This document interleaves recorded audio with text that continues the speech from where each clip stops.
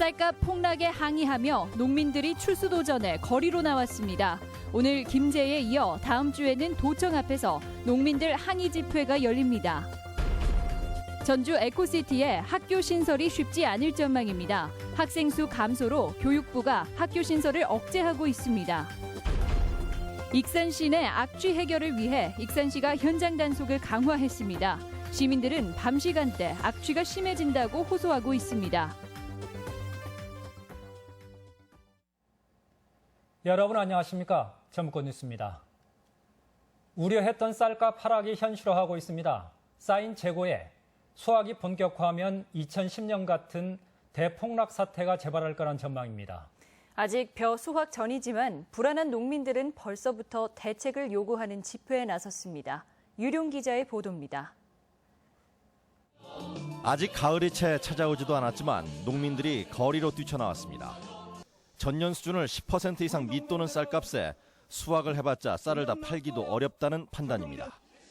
국내에 이미 180만 톤의 재고가 있는데도 밥쌀 수입을 중단하지 않아 쌀값 하락을 부채질한다며 정부를 성토합니다.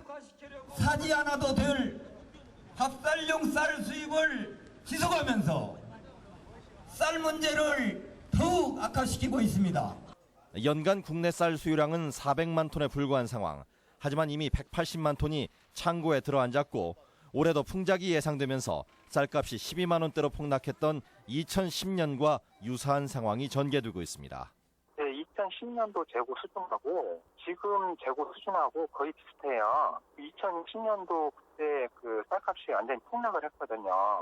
국회 농해수위 김종애 의원도 집회에 참석해 농민들의 뜻을 정부에 전달하겠다고 밝혔지만 뾰족한 대책을 내놓지는 못합니다.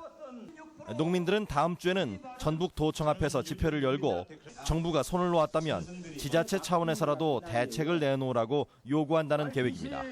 MBC 뉴스 유룡입니다. 경쟁 구도인 도내 정치권의 협치를 가늠할 20대 정기국회가 시작됐습니다. 현안 사업 챙기기를 벼르고 있는 각 당 의원들의 의정 활동이 주목됩니다. 임홍진 기자입니다.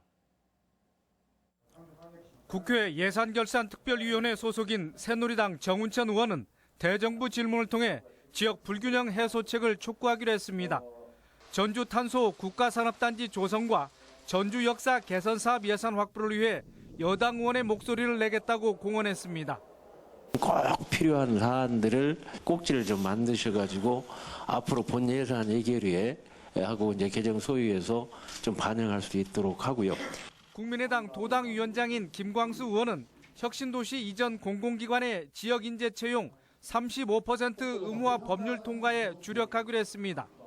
국민의당 김관영 의원은 새만금 복합리조트 건설과 카지노 설치를 위한 새만금 특별법 개정안 통과를 위해 여야 의원들의 지원과 협조를 이끌어낸다는 방침입니다. 많은 의원님들께서 이제는 복합리조트가 필요하다라고 하는 점에서 공감을 해주셨고 45명의 의원님들이 서명을 해주셨습니다. 더불어민주당 이춘석 의원은 예결위원으로서 미륵사지 관광지 조성 사업과 익산 대야간 복선 전철화 사업 관련 예산을 최대한 반영하는 데 당력을 쏟기로 했습니다.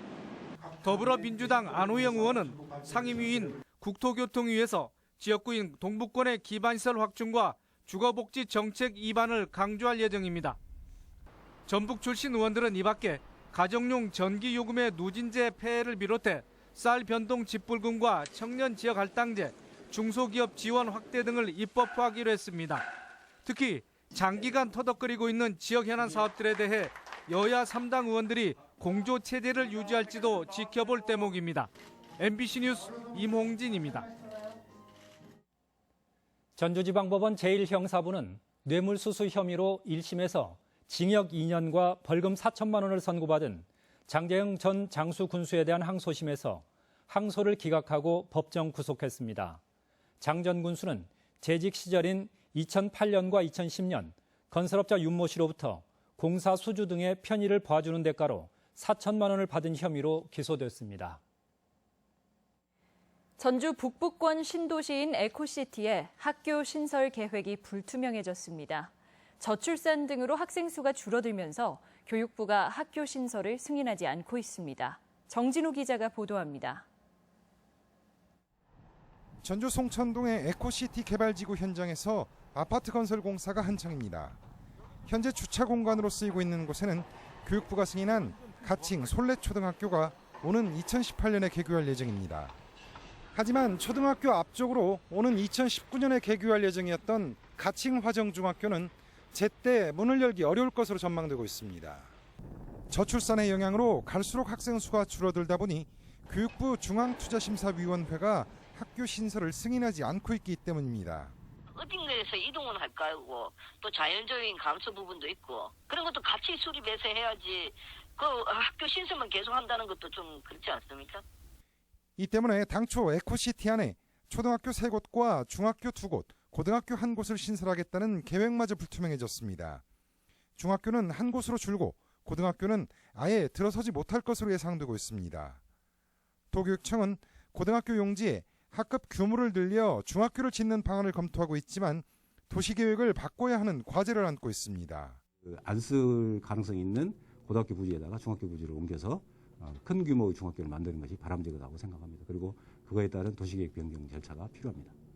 교육부의 억제 정책에 따라 새로운 택지개발지구의 학교 신설에 먹구름이 드리워지고 있습니다. MBC 뉴스 정진호입니다. 도심 주택가에 악취 민원이 끊이지 않자 익산시가 극약 처방까지 내놨습니다. 악취 개선 명령을 3차례 이상 어긴 업체는 아예 조업을 중단시키겠다는 겁니다. 박찬익 기자의 보도입니다. 익산시 악취 담당 공무원들이 예고 없이 산업단지의 한 업체를 들이닥칩니다. 작업장과 연결된 공기 배출구에서 냄새를 포집해 정밀 검사를 의뢰하기 위해서입니다. 이 업체는 석 달 전 검사에서 기준치를 초과할 정도로 악취가 심해 개선 명령을 받았습니다. 커튼으로 다 막아갖고 바깥으로 유출이 안 되고 해갖고 전부 다 흡착작업을 통해서 이렇게 나가게 해갖고 익산 1, 2 산업단지 내 공장과 주거지역 주변 축사 등 51곳이 올해 들어 개선 명령이나 공고 등 행정처분을 받았습니다. 205개소를 시력 포집을 해가지고 지금 51개소가 그 악취 배출 의무기준을 초과해가지고 올 금년 말까지는 개선 명령을 3번까지 받고도 악취가 기준치를 넘으면 조업정지 처분까지 내려집니다. 재작년 산업단지가 악취관리 지역으로 지정됐지만 별다른 효과를 거두지 못하다 올해부터 악취 배출 기준과 단속이 한층 강화됐습니다. 이 쓰레기 음식물 통이 막 옆에 있는 것처럼 날 때도 있었어요. 심하게 나면. 그래도 작년보다는 덜 나는 것 같은데. 하지만 낮에 비해 야간에 악취가 더 심해진다는 민원이 끊이지 않고 있습니다. 따라서 익산시는 실시간으로 악취를 신고하는 스마트 앱을 운영하는 한편 악취의 원인을 명확히 규명하기 위해 악취 배출 시설을 전수조사하는 용역을 진행하고 있다고 밝혔습니다. MBC 뉴스 박찬익입니다. 전라북도 지방은 주말과 휴일 대체로 흐린 날씨 속에 나들이나 추석 벌초 등 야외 활동하기에 무난한 날씨를 보이겠습니다. 내일 낮 최고 기온은 25도에서 29도의 분포로 평년 수준의 초가을 날씨를 보이겠으며 일요일에는 일부 소나기가 오는 곳이 있겠지만 30도를 밑도는 날씨 속에 야외 활동에 불편함이 없겠습니다. 영화 아리랑을 만든 춘사 나운규의 삶이 현대판 창극으로 다시 태어났습니다. 국립현대미술관의 작품을 전주에서도 볼 수 있는 기회가 마련됐습니다. 문화계 소식 이경희 기자입니다. 구슬프게 아리랑을 부르는 남자. 일제강점기에 민족영화 아리랑을 만든 춘사 나운규가 2016년 창극배우 나운규로 다시 태어났습니다. 가난한 예술가가 느끼는 고뇌와 갈등은 과거나 지금이나 비슷합니다. 창극으로 처음 시도되는 아리랑은 안숙성 명창이 작창을 맡았습니다. 요즘 예술가들에 대한 복지나 어떤 그런 것들에 대해서 많이 이슈가 됐잖아요. 그런 상황을 어떤 대변하는 나운규 역할이기 때문에 푸른 하늘 앞에 놓인 밤의 가로등. 르네 마그리트 작품을 본따 낮과 밤, 현실과 가상을 낯설게 표현했습니다. 휘영청 떠있는 달 아래 모인 사람들은 소망을 모아 역동적인 몸짓으로 춤을 춥니다. 국립현대미술관 미술은행에서 대여해온 40여 작의 현대미술품은 모두 밤이 주제입니다. 네온사인이나 그런 스마트폰 불빛에 가려져서 잊고 지냈던 그런 고요한 서정성의 밤을 좀 재발견하기 위해서 기획된 전시입니다. 전북 도립미술관에서도 현대미술전이 열립니다. 아시아의 민낯이 청년 미술가들의 실험적이고 개성적인 시선을 통해 평면, 입체, 설치 미디어 등 다양한 방식으로 표현됩니다. MBC 뉴스 이경입니다. 전주시의회 양영환 의원은 전주에서 발생하는 재활용 쓰레기는 하루 평균 83톤에 이르지만 준공을 앞둔 종합 리사이클링타운의 처리 용량은 하루 60톤으로 턱없이 부족하게 설계돼 쓰레기 대란이 우려된다고 지적했습니다. 전주시는 이에 대해 자동 선별기를 추가로 도입하거나 가동일을 기존 계획보다 늘려 처리하겠다고 밝혔습니다. 오늘의 간추린 뉴스입니다. 세계 지방정부연합 아트지부 총회가 오는 5일 군산 새만금 컨벤션 센터에서 개최됩니다. 행사에는 세계 30개 나라 680여 명의 관계자들이 참석해 지방정부의 발전 방향과 역할을 모색합니다. 전북지방중소기업청은 도내 20여 기관단체 회원 250여 명과 함께 전주 효자동 홈플러스 등 도내 6개 대형마트 앞에서 내수 부진과 폭염으로 어려움을 겪는 전통시장을 이용해 줄 것을 호소했습니다. 장수 한우랑 사과랑 축제가 사흘간의 일정으로 개막했습니다. 축제에서는 행사장에서 하룻밤을 보내는 사과 수확 체험과 장수 한우 마당 등 다양한 즐길거리와 볼거리가 펼쳐집니다. 전주문화방송 고차원 강동엽 기자가 연속 보도한 1년간의 추적 고발 국립대병원 1급 습지 난개발이 한국방송대상 지역뉴스부문 작품상을 수상했습니다. 수상작은 지자체의 밀어붙이기식 사업 추진에 제동을 걸고 환경적 가치를 지켜냈다는 평가를 받았습니다.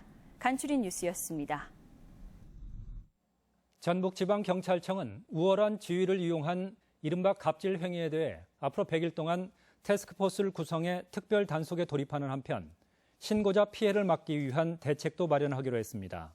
중점 단속 대상은 공공기관이나 자치단체 관련 토착형 비리, 리베이트 등 불법 거래 행위, 직장 내 인사채용 비리, 악성 소비자나 사이비 기자들의 금품 갈취 행위 등입니다.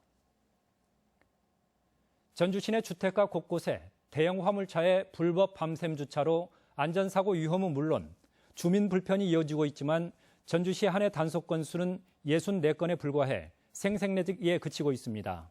전주시는 자정부터 새벽 4시까지 차고지가 아닌 곳에 1시간 넘게 주차할 경우 단속 대상이라며 보다 적극적으로 대처하겠다고 밝혔습니다. 대입 수시 모집 원서 접수를 앞두고 도교육청이 대면 상담실 운영에 들어갔습니다. 전북교육청은 오는 12일부터 2017학년도 대입 수시 원서 접수가 시작됨에 따라 오늘부터 9일까지 주말 없이 전북 대입진학지원단 소속 교사 31명이 참여해 대면 진학 상담실을 운영하기로 했습니다. 대면 상담실은 평일은 오후 3시부터 밤 10시까지, 주말과 휴일에는 오전 9시부터 오후 6시까지 운영됩니다. 도내 원예 전문 생산단지 4곳이 농림축산식품부의 운영 실태 평가에서 최우수 단지로 지정받았습니다. 해당 법인은 농산을 비롯해 춘향골 바래봉 파프리카, 로즈피아, 고창 배 영농조합으로 파프리카와 장미, 국화, 배 등을 생산 유통하고 있습니다. 농식품부는 조직화, 규모화, 전문화 부문을 평가해 지정했으며 인센티브로 수출 물류비 10%를 추가로 지원한다고 밝혔습니다. 음주운전 단속 강화와 법률안 개정을 위한 논의가 국회 차원에서 이뤄집니다. 국회 교통안전포럼 대표인 이춘석 의원은 오는 5일 국회에서 세미나를 열고 상습 음주운전자에 대한 시동 잠금 장치 도입과 교통안전 선진국 수준에 준하는 음주운전 단속 기준 강화 등에 대한 토론을 벌인다고 밝혔습니다. 지금까지 전북권 뉴스였습니다.